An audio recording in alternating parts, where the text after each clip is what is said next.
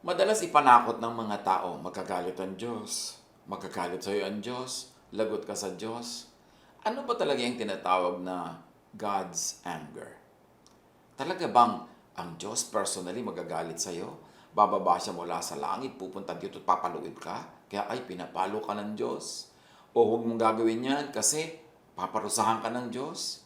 Kasi kung ganun, wala nang gagawin ng Diyos araw-araw, minuminuto, kundi bantayan ang lahat ng tao at magparusa ng magparusa at magalit ng magalit. So ano ba talaga ang God's anger?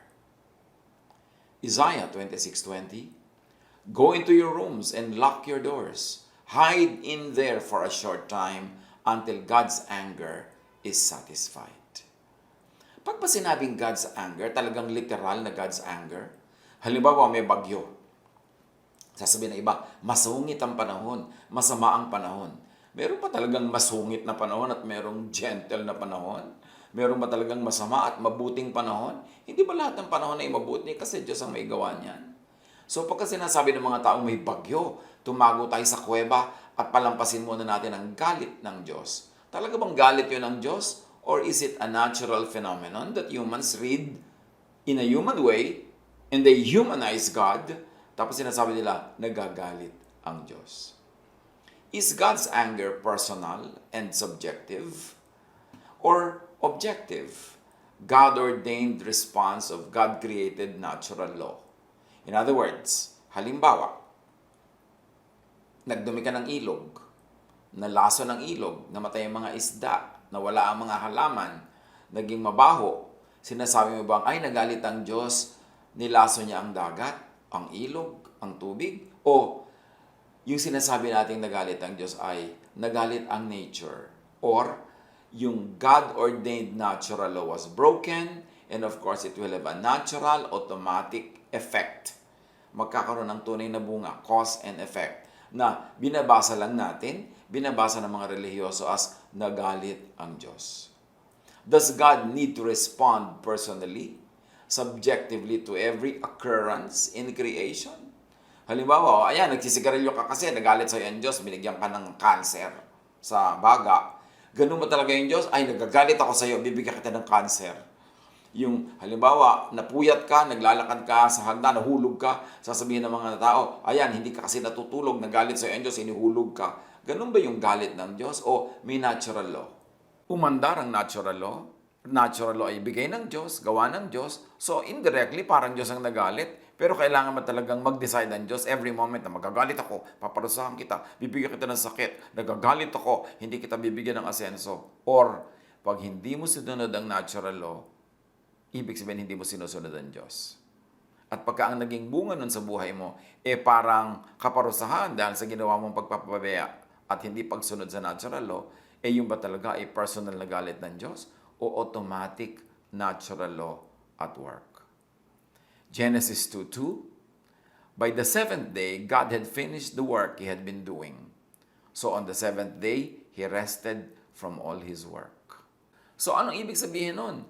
Nung matapos ang Diyos gumawa daw ng 6 days, and of course, pinag-uusapan pa kung literal ba yan o metaphorical, but anyway, hindi yan ang topic natin ngayon. Basta natapos nang gumawa ang Diyos, di tapos na siya.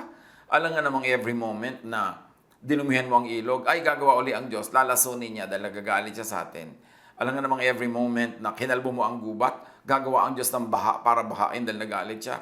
O sa ginawa niya sa buong creation, nandoon na lahat, nakatakda, nakalaan, embedded, ang natural law na whatever cause will have an effect. Hindi na kailangan personal na mag-intervene ng Diyos, natural na yon, automatic na aandar na yon, hindi na kailangan maging personal. Kasi pagka ginagawa natin personal, para namang ang lupit-lupit ng Diyos, ang unreasonable ng Diyos na, ayan, nagalit ang Diyos, binigyan ka ng sakit, ayan, nagalit ang Diyos, nawala ka ng trabaho. Pabaya ka ng pabaya sa trabaho, you break natural law, meron na yung natural consequences. God does not have to make a personal decision in your case. Aanihin mo ang iyong itinanim. Hindi na Diyos ang magpapasya kung anong aanihin mo. Ikaw ang magpapasya noon kung ano ang iyong itinanim. Pero kuminsan, siyempre, meron tinatawag na time and chance, or luck, or swerte, or malas. Pero konti lang yon. Mas madalas, yung natural law ang umaandar. Na pag nagtanim ka, aani ka. Before institutionalized and formalized religion, before religious law, there was natural law. What do we mean? Una naman, ang tao, konti lang. Wala pang relihiyon. Wala pang mga organized religions. Wala pang mga doktrina. Wala pang mga regulasyon. Pero may natural law na. Ang gravity nun talagang pagka yung pumapatak ang ulan mula sa taas patungo sa baba, wala ka namang nakitang ulan na pumatak pataas. Kasi may law of gravity. Merong talbog, pero babalik din uli pababa. Kasi merong mga natural laws. Laws of physics at work. So, bago nagkaroon ng religious law, meron mo ng natural law. Ibig sabihin, superior ang natural law to religious law. May mga religious laws na superior if aligned with and in agreement with natural law. Pero pagka may religious law na kakontra ng natural law, asahan mo na ang mananaig ay yung natural law. Kasi ang religious law, marami dyan, imbento lang ng tao. Merong mga talagang galing sa Diyos. But how can you tell? Maliban na lang pag-aralan mong mabuti kung alin talaga ang galing sa Diyos. Ang Diyos, bago pa nagpakilala through religion, or bago pa kinilala ng tao through religion, nagpakilala na ang Diyos through nature. Romans 1:19-20. They know everything that can be known about God because God has shown it all to them. God's eternal power and character cannot be seen. But from the beginning of creation, God has shown what these are all like by all He has made. That's why people don't have any excuse.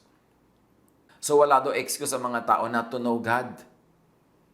Kasi sa simula pa lang, sa halaman, sa tubig, sa puno, sa hangin, sa apoy, sa lahat ng nagaganap sa kalikasan, nagpakilala na ang Diyos. Gusto mong makilala ang Diyos? Kilalanin mong kalikasan.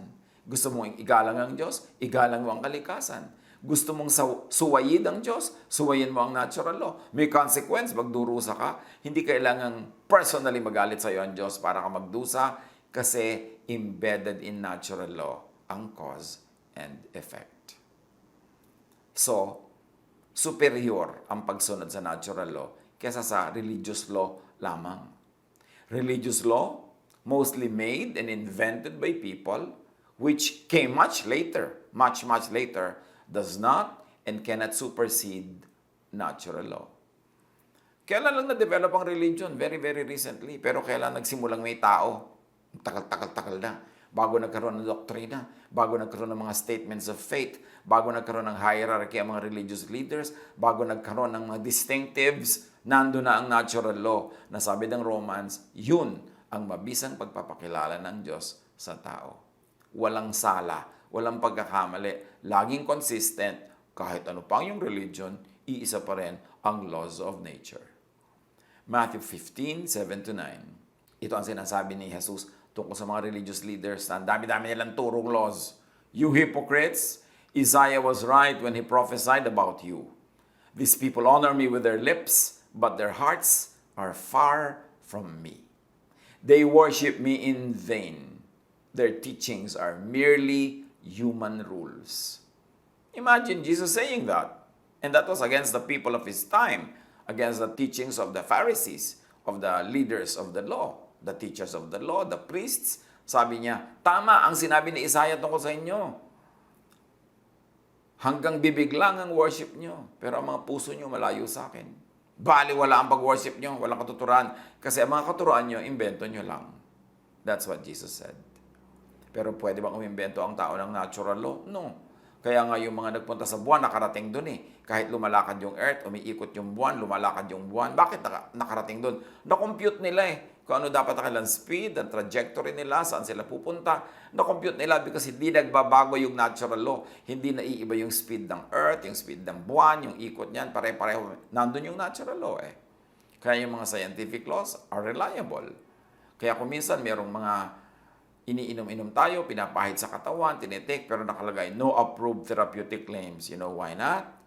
Kasi wala silang enough scientific research and enough scientific tests para patunayan ang kanilang claim. Kasi dapat masunod yung statistics, masunod yung requirement ng science para tanggapin yan as truth.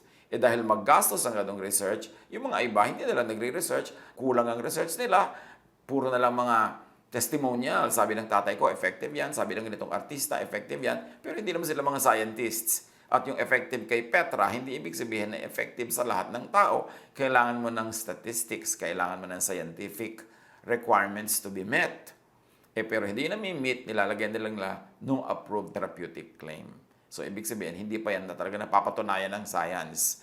At ganon ang dapat nating isaisip pagka tinasabi natin yung mga human rules, religious rules, mga testimonies, mga patotoo, dapat nakabase sa science, nakabase sa nature at sa natural law. Ngayon, yung paggawa ng Panginoon Diyos sa nature, sa kalikasan, sa daigdig, sa universe, everything is set on recycling mode. Kaya nga nasa Bible, pati water cycle Yung pagbaba ng tubig sa ilog, pag-evaporate, pagiging ulan, pabalik-balik, recycling. Kasi tapos na ang paggawa ng Diyos ng tubig. After the 6th day, tapos na ang paggawa niya ng tubig. Alam naman sa 7th day, wala pong tubig, gagawa na naman Diyos ng tubig. Kaya yung tubig, recycle. So sasabihin ng mga tao, ay nauubos na po ang hininga, nauubos ang oxygen, sabi ng mga hayop at tao. So ang ginawa ng Diyos, may halaman, bubuga siya ng oxygen. Ang tao naman bubuga ng carbon dioxide. So yung tao, hayop at halaman, pag magkasama, may nare-recycle laging hihingahin silang dalawa. And that follows in all laws of nature. Nagre-recycle. Kaya masama yung sinisira natin yung ganung cycles dahil mauubos yung supply na hindi mare-replenish. But what are we saying? Everything is set on recycling mode, on automatic, like the laws of science. Jeremiah 33:25 is an insight in that area. This is what the Lord says, I made my covenant with day and night and established the laws of heaven and the earth. Kaya kuminsan sa mga newscasts, mga news programs, sasabihin, ang araw ay sisikat bukas ng alas 5:45 ng umaga. Bakit alam mo na yun na hindi pa dumarating? Kasi na-measure na ng science ang movement ng araw, ang movement ng earth sa iba't ibang seasons na nalalaman natin. Kaya na itatakda kung kailan yung winter solstice, kung kailan yung summer, kailan yung autumn, kailan yung winter. Kasi may laws of science na umiiral. At sa ibang mga very developed places na meron silang mga gamit, nasasabi pa nila, pag uulan ngayong araw na to ng alas 3 ng hapon. Kasi meron ng scientific laws na na-discover sila. Lahat nakatakda. Ngayon, kailangan ba magalit ng Diyos? Pagka meron tayong ginawang paglabag sa laws of nature. God's anger need not be personal and subjective. Though it could be. Pwede naman. Wala namang makakapigil sa Diyos kung gusto niya magalit, kung gusto niyang matuwa, kung gusto niyang ikaw ay pagalingin, kahit kontra sa natural law, kaya yun ng Diyos at pwede niyang gawin. Pero all things being equal, and without that intervention or miraculous acts of God, it is the law of nature that will be at work. Even what we call God's anger. So God's anger could be automatic, natural corrections and balancing done by nature na inutusan ng Diyos. When natural law, which is God's law, which is God at work, becomes upset, which means angry due to disrespect and violation. So pag sinasabi natin, ayan, nagalit ang Diyos, tinamaan ka tuloy ng kidlat, may natural law at work doon at hindi kailangan nagalit talaga ang Diyos, pero namamayong ka sa ulanan, walang mga ibang puno, ikaw lang ang nando sa bukid na walang kapuno-puno, ikaw ang pinakamataas na nakatayo doon, namamayong ka na may hawak ang metal na payong, syempre pag kumidlat, pupuntahin sa pinakamataas na lugar, at yun yung payong mo, tinamaan ka, nasunog ka, sasabihin iba, naghalit sa akin ng Diyos. Ang ibig sabihin lang noon, you broke natural law. Na pagka may thunderstorm, hindi ka dapat magdala ng bakal na mag-a-attract ng kidlat. At hindi ka dapat nag-iisang nakatayo sa gitna ng bukid dahil ikaw ang tatamaan. So yung galit na yun, hindi talaga personal galit ng Diyos. It is a natural effect of what we do. It is a natural bunga ng pangginagagawa natin sa buhay. Jeremiah 6:16-19. Sinabi ni Yahweh sa kanyang bayan, tumayo kayo sa panulokang daan at magmasid. Hanapin ninyo ang lumang kalsada at alamin kung saan ang pinakamabuting daan. Doon kayo lumakad at magtatamo kayo ng kapayapaan. So may ibinibigay na law ang Diyos. Subalit ang sabi nila, ayaw naming duman doon. So ayaw nila sumunod, ibe-break nila yung law na yon. Kaya't si Yahweh ay humirang ng mga bantay upang marinig ng Israel ang tunog ng kanilang trompeta. Ngunit sabi nila, hindi namin yun pakikinggan. So ayaw na talagang sumunod sa utos. Kaya't sinabi ni Yahweh, makinig kayo mga bansa upang malaman ninyo ang mangyayari sa sarili kong bayan. Makinig ang buong sanlibutan. At ang mga taong ito'y mapapahamak bilang parusa at iyon ang nararapat sa kanila sapagkat hindi nila sinunod ang aking mga utos at itinakwil ang aking katuruan. In other words, in this particular example, it seems that the anger of God is personal and subjective. Pero pagka ito in-apply natin yung natural law, pwede mong makita na hindi kailangang maging laging subjective and personal. Pag hindi mo sinunod ang natural law, mayroong natural consequences. Only read in a poetic way, in a metaphorical way, as God's anger. So read this literally, but also read it metaphorically. Such correction, such balancing, often interpreted as punishment and discipline from God, come in the form of calamities, famines, plagues, loss, defeat, sickness, even death, at iba pa. So yung mga yan dumarating. Halimbawa, ang daming mga tao sa isang lugar. Tapos nagkakaroon ng sakit dahil sa kulang sa hygiene, kulang sa nutrition, kulang sa ventilation. Natural magkakasakit ng mga tao. Tapos sasabihin mo, nagalit ang Diyos, binigyan tayo ng sakit. Pero yung galit na yun is because nature and natural law was violated, it will have consequences. It doesn't have to be a personal anger from God. Kahit kayo mga Kristiyano, mga misyonero, bigla kayong nasa isang hotel na walang fire escape, tapos ang dami-dami yung nakatira sa hotel na yon, tapos lumang-luma na pala yung mga wiring noon, tapos nagsiklab, nasunog ang lahat, sasabihin nyo, nagalit sa atin ng Diyos. No, ang natural law was obeyed. Meron nag-ignite, may carpet, may kortina, nagkaroon ng fire, may available oxygen for the fire to progress, tapos walang mga fire escape, hindi makalabas yung mga tao. Hindi Diyos ang nagalit noon. Hindi sila pinarusahan ng Diyos. Natural law was violated. Natural law will take its course. Ganon din sa kasakit at maging sa kamatayan. Numbers 11:31-34. Si Yahweh ay nagpadala ng hanging may tangay na laksalaksang pugo mula sa kabila ng dagat. Ang mga ito'y nagliliparan sa paligid ng kampo. 1 metro lang ang taas ng kanilang lipad mula sa lupa at ang lawak ay 1 araw na lakarin sa kabi-kabilang kampo. Lumabas ng kampo ang mga Israelita at nang huli ng pugo hanggang kinabukasan. Ang pinakakaunting na huli ng isang tao ay aabot sa 10 malalaking sisidlan. Ang mga ito'y ibinilad nila sa paligid ng kampo. Ngunit bago pa lamang nila ito kinagat, binuhos na ni Yahweh ang kanyang galit sa mga Israelita at siya nagpadala ng isang kakilakilabot na salot. Ang lugar na iyon ay tinawag na Kibrot Hataava sapagkat doon nalibig ang mga taong naging hayok sa karne. So eto na naman, ang reading is personal ang galit ng Diyos, nagpadala ng sakit dahil yung mga tao mahilig kumain ng pugo. But when you look at it from natural law, when you read it from a scientific point of view, quails and other birds may carry diseases. In fact, influenza virus is actually from birds that have passed on to humans. At nararanasan yan sa panahon na ito, sa panahon na maraming iba't ibang may salot na dumating sa buhay ng tao, marami galing sa ibon. Now, drying out this much bird meat around the camp could also result in contamination of food by bacteria and other insects and flies. So here you can see, pag binasa mo, in-anthropomorphize mo yan, ginawa mong human ng Diyos, na-humanize mo ang kanyang reactions, sasabihin mo, nagalit ang Diyos.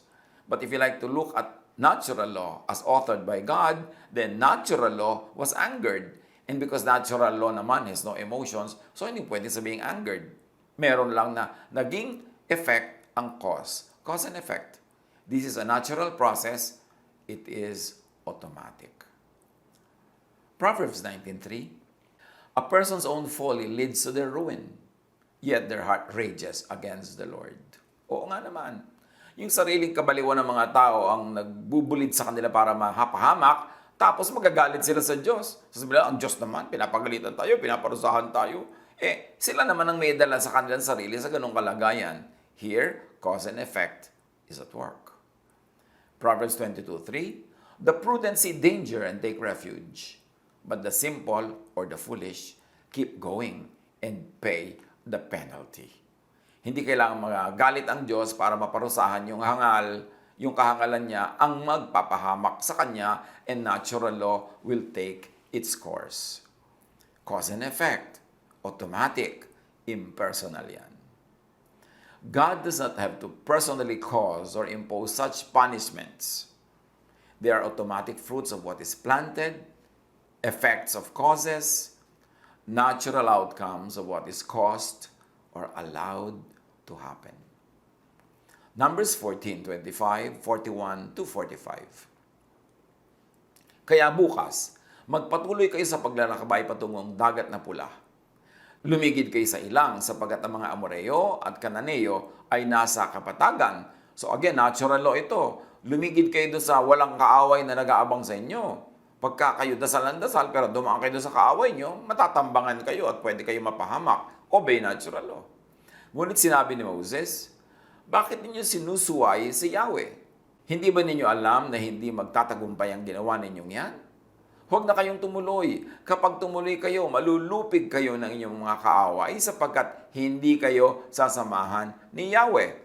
That could be personal, but it also need not be personal when they break common sense, when they do not follow good military tactics. It's as good as God is not with them, they will fail.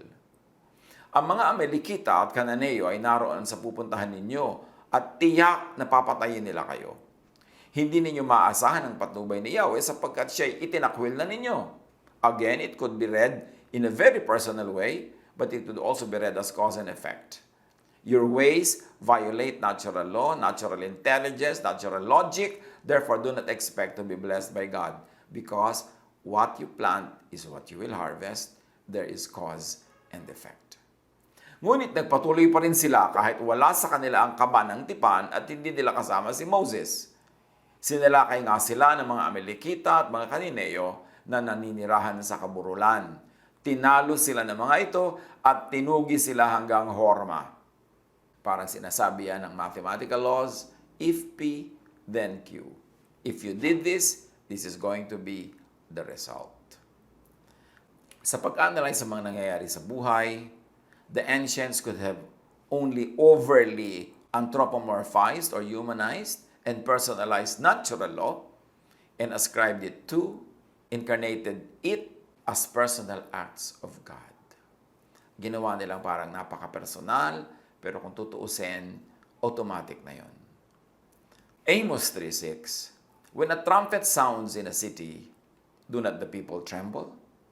When disaster comes to a city, has not the Lord caused it? Or has not God-ordained law caused it?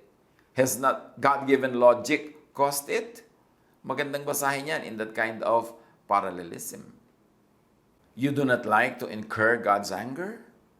You do not like to be punished by God's anger? Then do not anger nature. Do not break or disregard natural law. Do not upset the natural balance of life. Do not upset the universe. Then you will ask God to arise from His rest, intervene and save you, and break and suspend and override His own natural law with a miracle, just to save you from your intentional acts and errors. Maraming mga tao, hindi kakain pero magpe-pray sa Lord ng strength. Hindi mag-aaral, magpe-pray na pumasa sa exam. Hindi magtatrabaho, magpe-pray na magkapera. Hindi naman sila nakikipagkasundo sa mga kaibigan, nagpe-pray sila for peace. Binebreak nila ang natural law, tapos hihingi sila sa Diyos ng himala so that God will break His own natural law to accommodate them, yung mga tao na hindi sumusunod sa natural law. That won't work. Very, very seldom does it work. Ayaw mo magalit sa iyong Diyos? Huwag mong galitin ang nature. Huwag mong labagin ang natural law, natural intelligence. Gawin mo kung ano ang tama. Kasi inilagay na ng Diyos sa isip ng tao, sa creation, ang lahat ng laws. At malinaw lahat yun ang dapat nating sundin. Although, some people who do this and they get accommodated. But this is not the rule. It is the exemption. Miracle is not the rule. It is the exemption. So, unless you are really strongly guided by the Spirit to ask for a miracle, you do what is practical. You respect natural law. You do what is good. So, play safe. Play sure. Do not make God angry. Do what is naturally correct and good.